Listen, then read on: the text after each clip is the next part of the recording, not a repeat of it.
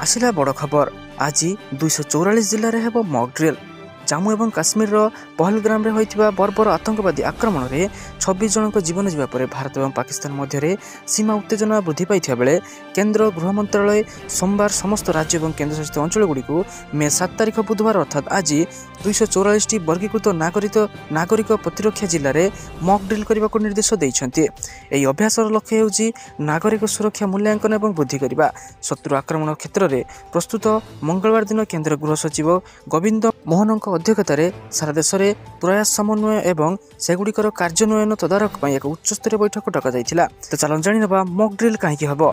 गृह मंत्रालय परामर्श अनुसार यह मॉक ड्रिल होची नागरिक प्रतिरक्षा प्रणाली कार्यक्षम प्रस्तुति मूल्यांकन एक देशव्यापी अभ्यासर एक अंश। यह पदक्षेप 259 नागरिक प्रतिरक्षा निर्दिष्ट सहर और जिला मध्य 240 प्रसारित हो जहाँ 3 वर्ग में वर्गीकृत कर अभ्यासर लक्ष्य हो राज्य और केन्द्रशासित अंचलगुड़िक नागरिक प्रतिरक्षा जंत्रपाति गुड़िकर प्रस्तुत मूल्यांकन एवं वृद्धि करने। चलते जानी ना मॉक ड्रिल समय कौन हो। विमान आक्रमणर चेतावनी साइरन परिचालना करा जिवो। शत्रु आक्रमण क्षेत्र निजक रक्षा करने नागरिक प्रतिरक्षा दिगगुड़िक साधारण नागरिक छात्र मानक तालीम दिज्व। क्रैश ब्लैकआउट प्रक्रिया व्यवस्था करा जिवो।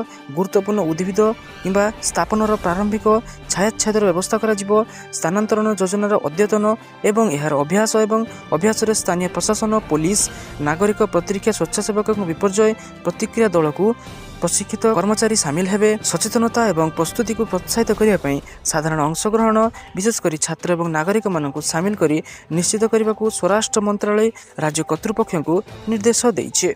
अभ्यास गुड़िक अनुष्ठित होगा 244 जिलार एक व्यापक तालिका रिपब्लिक द्वारा प्राप्त होइछे।